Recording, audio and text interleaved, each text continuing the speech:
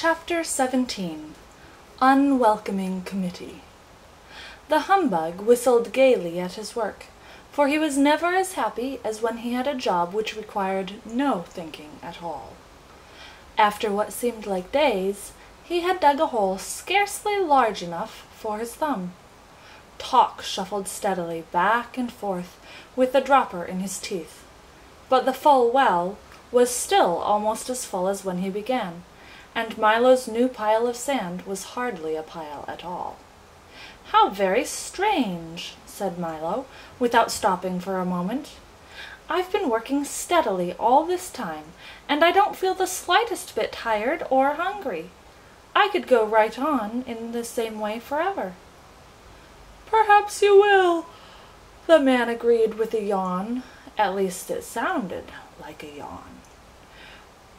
"Well, I wish I knew how long it was going to take," Milo whispered as the dog went by again.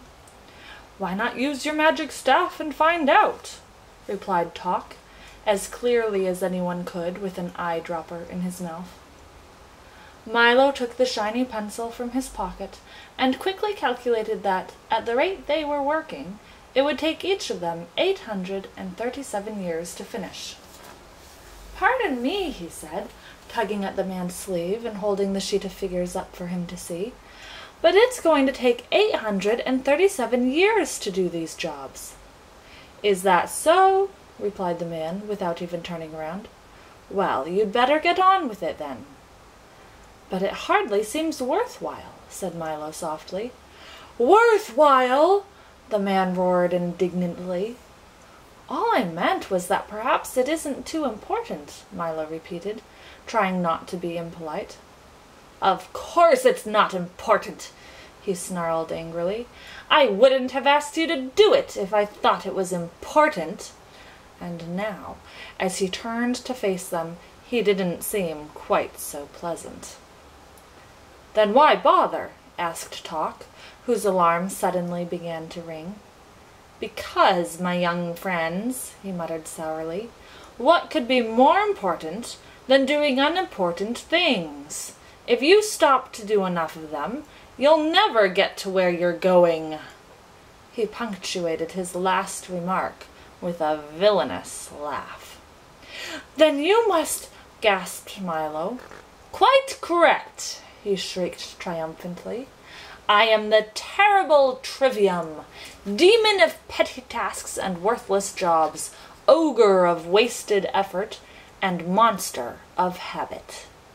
The humbug dropped his needle and stared in disbelief, while Milo and Talk began to back away slowly.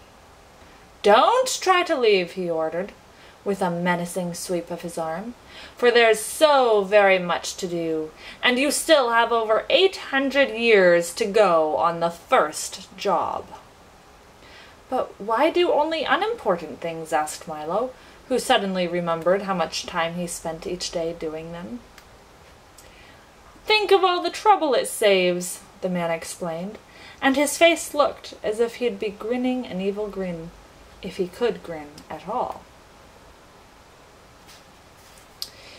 "If you only do the easy and useless jobs, you'll never have to worry about the important ones which are so difficult.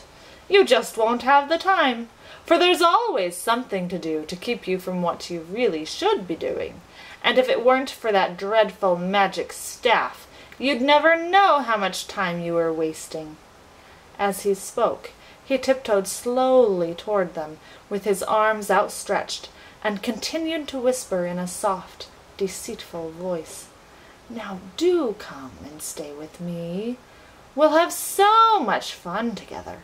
There are things to fill and things to empty, things to take away and things to bring back, things to pick up and things to put down, and besides all that, we have pencils to sharpen, holes to dig, nails to straighten, stamps to lick, and ever so much more.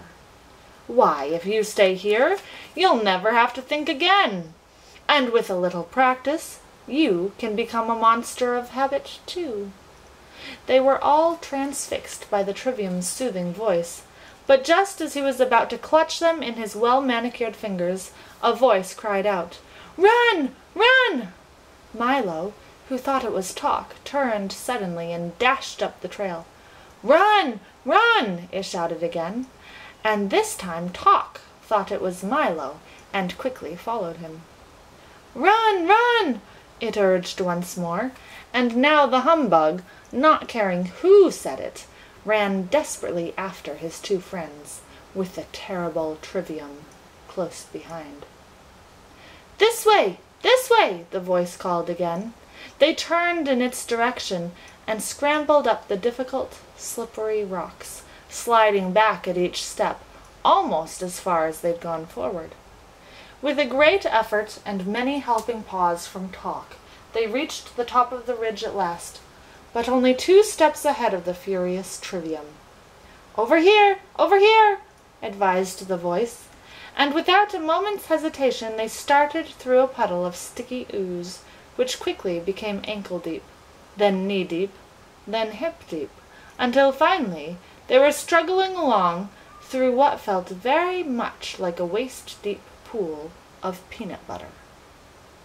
The Trivium, who had discovered a mound of pebbles which needed counting, followed no more, but stood at the edge, shaking his fist, shouting horrible threats, and promising to rouse every demon in the mountains.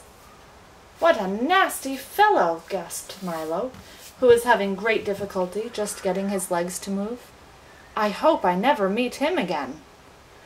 "I believe he stopped chasing us," said the bug, looking back over his shoulder. "It's not what's behind that worries me," remarked Talk, as they stepped from the sticky mess, "but what's ahead." "Keep going straight! Keep going straight!" counseled the voice, as they continued to pick their way carefully along the new path. "Now step up! Now step up!" it recommended. And almost before they knew what had happened, they had all taken a step up, and then plunged to the bottom of a deep, murky pit. "But he said up!"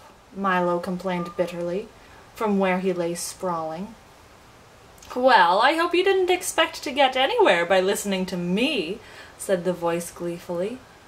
"We'll never get out of here," the humbug moaned, looking at the steep, smooth sides of the pit. "That is quite an accurate evaluation of the situation," said the voice coldly. "Then why did you help us at all?" shouted Milo angrily. "Oh, I'd do as much for anybody," he replied. "Bad advice is my specialty. For, as you can plainly see, I'm the long-nosed, green-eyed, curly-haired, wide-mouthed, thick-necked, broad-shouldered, round-bodied, short-armed, bow-legged, big-footed monster. And, if I do say so myself, one of the most frightening fiends in this whole wild wilderness. With me here, you wouldn't dare try to escape." And with that, he shuffled to the edge of the pit and leered down at his helpless prisoners. Talk and the humbug turned away in fright, but Milo, who had learned by now that people are not always what they say they are, reached for his telescope and took a long look for himself. And there at the rim of the hole, instead of what he'd expected, stood a small, furry creature with very worried eyes and a rather sheepish grin.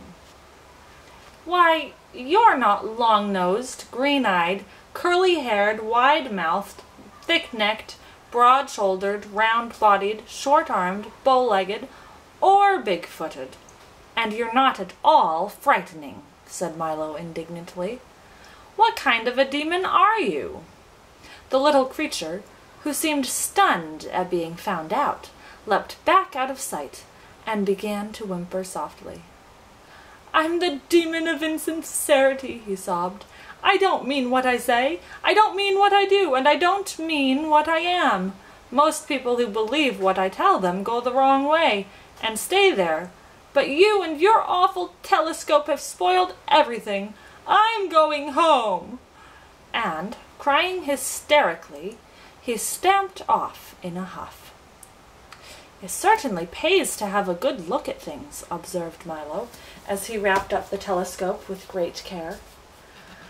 Now all we have to do is climb out, said Tock, placing his front paws as high on the wall as he could. Here, hop up on my back. Milo climbed onto the dog's shoulders. Then the bug crawled up both of them and, by standing on Milo's head, just managed to hook his cane on the root of an old gnarled tree. With loud complaints he hung on doggedly until the other two had climbed out over him and pulled him up, somewhat dazed and discouraged. "I'll lead the way for a while," he said, brushing himself off. "Follow me and we'll stay out of trouble." He guided them along one of 5 narrow ledges, all of which led to a grooved and rutted plateau. They stopped for a moment to rest and make plans. But before they had done either, the whole mountain trembled violently and, with a sudden lurch, rose high into the air, carrying them along with it, for, quite accidentally, they had stepped into the calloused hand of the gelatinous giant. "And what have we here?" he roared, looking curiously at the tiny figures huddled in his palm, and licking his lips. He was an incredible size, even sitting down, with long, unkempt hair, bulging eyes, and a shape hardly worth speaking of. He looked, in fact, very much like a colossal bowl of jelly, without the bowl. "How dare you disturb my nap?" he bellowed furiously, and the force of his hot breath tumbled them over in his hand. "We're terribly sorry," said Milo meekly, when they'd untangled himself. "But you looked just like part of the mountain." "Naturally," the giant replied in a more normal voice, but even this was like an explosion. "I have no shape of my own, so I try to be just like whatever I'm near. In the mountains I'm a lofty peak, on the beach a broad sandbar, in the forest a towering oak, and sometimes in the city I'm a very handsome 12-story apartment house. I just hate to be conspicuous. It's really not safe, you know." Then he looked at them again with hungry eyes and wondered how well they'd taste. "You look much too big to be afraid of anything," said Milo quickly, for the giant had already begun to open his mouth wide.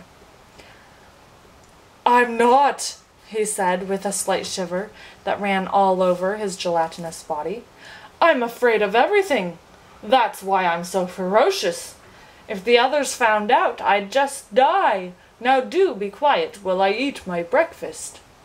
He raised his hand toward his gaping mouth, and the humbug shut his eyes tightly and clasped both hands over his head. "Then aren't you really a fearful demon?" Milo asked desperately, on the assumption that the giant had been brought up well enough not to talk with a mouthful. "Well, approximately, yes," he replied, lowering his arm to the vast relief of the bug. "That is, comparatively, no. What I mean is, relatively, maybe. In other words, roughly, perhaps. What does everyone else think? There, you see," he said peevishly, "I'm even afraid to make a positive statement, so please stop asking questions before I lose my appetite altogether." Then he raised his arm again and prepared to swallow the 3 of them in one gulp. "Why don't you help us rescue Rhyme and Reason? Then maybe things will get better," shouted Milo again, this time almost too late, for in another instant they would have all been gone. "Oh, I wouldn't do that," said the giant thoughtfully, lowering his arm once more. "I mean, why not leave well enough alone? That is, it'll never work. I wouldn't take a chance. In other words, let's keep things as they are. Changes are so frightening." As he spoke, he began to look a bit ill. "Maybe I'll just eat one of you," he remarked unhappily, "and save the rest for later. I don't feel very well." "I have a better idea," said Milo. "You do?" interrupted the giant, losing any desire to eat at all.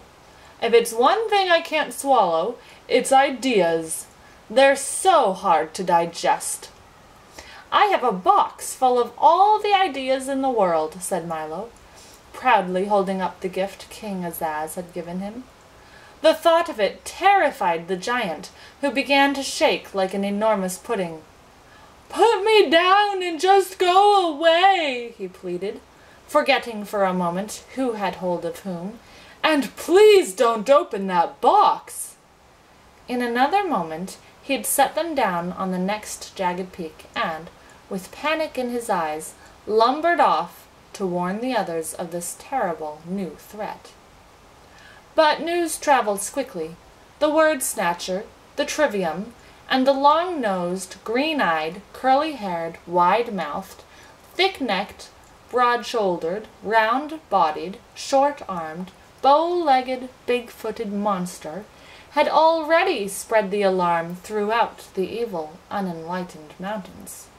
And out the demons came, from every cave and crevice, through every fissure and crack, from under the rocks and up from the mud, stomping and shuffling, slithering and sliding through the murky shadows.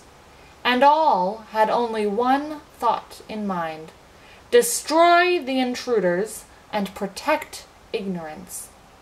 From where they stood, Milo, Talk, and the humbug could see them moving steadily forward, still far away, but coming quickly. On all sides the cliffs were alive with this evil collection of crawling, looming, creeping, lurching shapes.